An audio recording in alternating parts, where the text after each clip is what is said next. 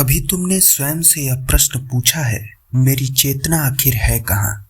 यह प्रश्न जितना सरल दिखाई देता है उतना ही गहरा है, क्योंकि हम दिन भर कहते हैं, मैं सोच रहा हूँ, मैं दुखी हूँ, मैं खुश हूँ, मैं यह निर्णय लिया, मैंने यह देखा या मैंने यह अनुभव किया।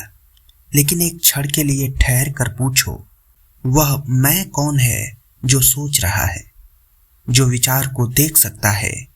क्या वह स्वयं विचार हो सकता है? जो अपने मन की बेचैनी को पहचान सकता है, क्या वह स्वयं बेचैनी है? जो अपने शरीर को महसूस कर सकता है, क्या वह केवल शरीर है? और यदि तुम अपने विचारों को देख सकते हो, अपनी भावनाओं को देख सकते हो, अपने शरीर को देख सकते हो, तो फिर वह कौन है जो इन सबको देख रहा है? यहीं से चेतना की वास्तविक खोज आरंभ होती है। श्री अरबिंदो की आध्यात्मिक दृष्टि में मनुष्य केवल शरीर नहीं है, वह केवल मन भी नहीं है। मनुष्य के भीतर चेतना की ऐसी गहराइयां हैं जिसका अधिकांश भाग सामान्य मानसिक जीवन में हमारे सामने प्रकट नहीं होता। हम स्वयं को जितना जानते हैं उससे कहीं अधिक हमारे भीतर छिपा हुआ है, और शायद सबसे बड़ा आध्यात्मिक रहस्य यही है। तुम चेतना को खोज नहीं रहे हो, तुम स्वयं चेतना हो, लेकिन अभी तुम्हारी चेतना अपने ही विचारों, इच्छाओं, भय और पहचान के पर्दों के पीछे छिपी हुई है। तो आज हम इसी प्रश्न में उतरेंगे, तुम्हारी चेतना कहाँ है? क्या वह सिर में है, हृदय में है, शरीर में है, या मन में है, या इन सबसे परे कोई ऐसा केंद्र है जिसे सामान्य मन अभी पहचान नहीं पाया? तो पहला प्रश्न है, क्या तुम अपने विचार हो? अभी कुछ क्षण के लिए अपने मन को देखो। कोई विचार आएगा, शायद कोई पुरानी घटना, किसी व्यक्ति की याद, किसी भविष्य की चिंता, किसी इच्छा का विचार। अब ध्यान दो, तुम उस विचार को देखो। तुमने उस विचार को देखा, जिसका अर्थ है कि विचार तुम्हारे सामने आया।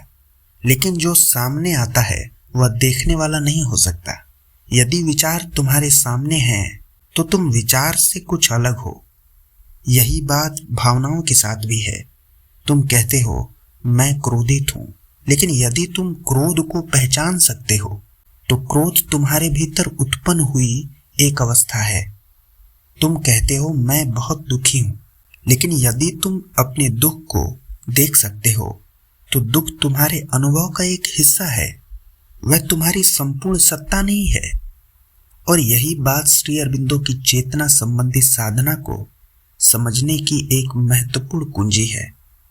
मनुष्य सामान्यतः अपने मानसिक गतिविधियों के साथ इतना आदत में स्थापित कर लेता है कि उसे लगता है जो विचार मेरे भीतर चल रहा है वही मैं हूं। लेकिन साधना धीरे धीरे इस पहचान को ढीला करती है। तुम विचार को देखना शुरू करते हो। विचार आता है, ठहरता है और चला जाता है। फिर दूसरा विचार आता है, फिर तीसरा। लेकिन इन सभी विचारों के बीच कुछ ऐसा है जो बना रहता है। वह देखने वाला, वह साक्षी, वह जागरूकता। यही वह स्थान है जहां चेतना की खोज गहरी होने लगती है। दूसरा प्रश्न है, अगर विचार तुम नहीं हो तो तुम कौन हो? मान लो तुम्हारा मन एक आकाश है, विचार उस आकाश में आने वाला बादल। कभी सफेद बादल, कभी काले बादल, कभी तूफान, कभी बिल्कुल साफ आकाश। लेकिन क्या बादल आकाश को समाप्त कर देते हैं? बिल्कुल नहीं, वे केवल उसे ढकते हैं। उसी प्रकार विचार चेतना को नष्ट नहीं करते, वे केवल चेतना के ऊपर एक मानसिक परत बना देते हैं। मनुष्य की समस्या यह नहीं कि उसके भीतर विचार हैं, समस्या यह है कि वह अपने विचारों को अपनी पहचान बना लेता है। एक विचार आया, मैं असफल हूं, और मनुष्य कहता है, मैं असफल हूं। एक विचार आया, मुझे लोग पसंद नहीं करते, और वह मान लेता है, कोई मुझे पसंद नहीं करता। एक स्मृति आई, मेरे साथ अन्याय हुआ था, और वह वर्षों तक उसी स्मृति के भीतर जीता रहता है। लेकिन चेतना का जागरण तब प्रारंभ होता है जब तुम पहली बार कह पाते हो कि मेरे भीतर यह विचार उठ रहा है। ध्यान दो, मैं यह विचार हूं नहीं, बल्कि मेरे भीतर यह विचार उठ रहा है। यह छोटा सा अंतर आध्यात्मिक जीवन में बहुत बड़ा परिवर्तन पैदा कर सकता है, क्योंकि इसमें पहचान बदल रही है। तुम विचार के अंदर से निकलकर विचार के साक्षी बनने लगते हो। तीसरा प्रश्न, तुम्हारी चेतना अभी कहाँ रहती है? अब अपने दैनिक जीवन को देखो। सुबह उठते ही मन कहाँ चला जाता है? मोबाइल, संदेश, सोशल मीडिया, कल क्या हुआ, आज क्या करना है, लोग मेरे बारे में क्या सोचते हैं, मेरे पास कितना धन है, या मेरे भविष्य का क्या होगा, किसने मुझे सम्मान दिया, किसने अपमान किया, कौन मेरे साथ है या कौन मेरे विरुद्ध है। अर्थात तुम्हारी चेतना लगातार बाहर की वस्तुओं में बटी हुई है। तुम्हारी आंखें किसी वस्तु को देखती हैं और चेतना उसके पीछे चली जाती है। किसी ने तुम्हारी प्रशंसा की, तुम्हारी चेतना उसकी प्रशंसा में चली गई। किसी ने अपमान किया, तुम्हारी चेतना उस अपमान में फंस गई। किसी ने तुम्हें प्रेम दिया तो तुम्हारी चेतना उस व्यक्ति के साथ जुड़ गई। किसी ने तुम्हें छोड़ दिया, तुम्हारी चेतना उसकी स्मृति में वर्षों तक भटक रही। इसीलिए प्रश्न केवल यह नहीं है कि मेरी चेतना कहाँ है, बल्कि प्रश्न यह भी है कि मेरी चेतना किसके नियंत्रण में है। क्या तुम अपनी चेतना के स्वामी हो, या हर घटना तुम्हारी चेतना को अपने साथ खींच ले जाती है? चौथा प्रश्न, चेतना और ध्यान। श्री अरविंदो की साधना में ध्यान केवल आंख बंद करके बैठने का नाम नहीं है। वास्तविक साधना यह है कि जीवन के भीतर चेतना को जागृत किया जाए। तुम चलते हो, क्या तुम सचमुच जानते हो कि तुम चल रहे हो? तुम बोलते हो, तो क्या तुम्हें पता है कि शब्द तुम्हारे भीतर से कैसे निकल रहे हैं? जब तुम क्रोधित होते हो, तो क्या तुम्हें क्रोध आने के पहले उसकी हल्की सी गति दिखाई देती है? तुम किसी व्यक्ति से ईर्ष्या करते हो, क्या तुम ईर्ष्या को जन्म लेते हुए देख सकते हो? यहीं से सजगता शुरू होती है। अधिकांश मनुष्य पहले प्रतिक्रिया करता है और बाद में सोचता है। चेतना का विकास धीरे धीरे इस क्रम को बदलता है।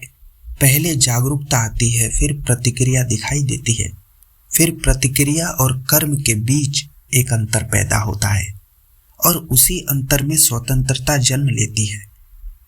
पांचवा प्रश्न है कि क्या चेतना मस्तिष्क में है? यह प्रश्न बहुत गहरा है।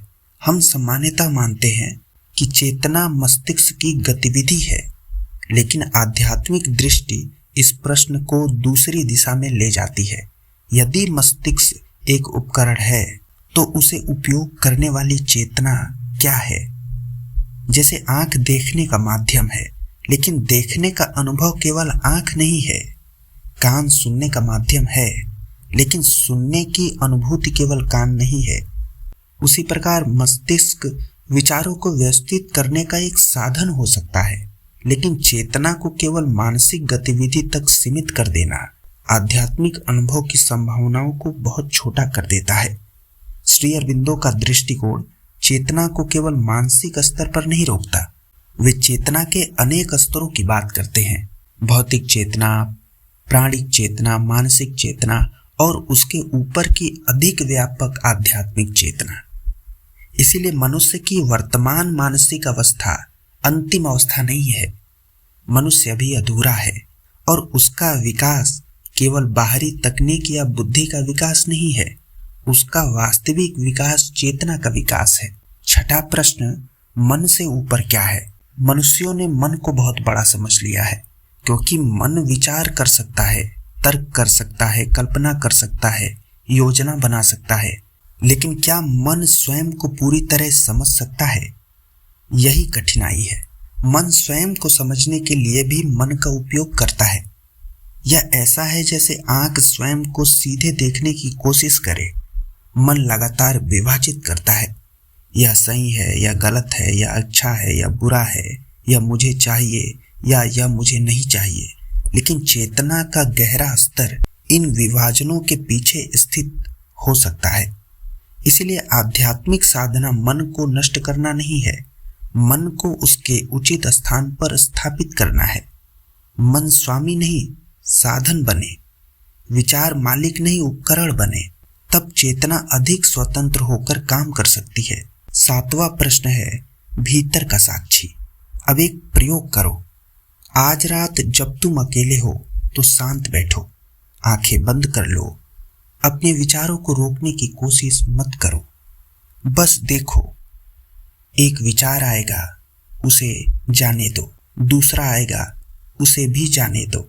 कुछ देर बाद तुम्हें दिखाई देगा कि विचार अपने आप उत्पन्न हो रहे हैं, तुमने उन्हें नहीं बुलाया। वे आते हैं, कुछ देर रहते हैं, फिर चले जाते हैं। अब स्वयं से पूछो, जो यह सब देख रहा है वह कौन है? यह प्रश्न का उत्तर तुरंत मत देना, क्योंकि मन तुरंत कोई शब्द देगा, यानी कि मैं।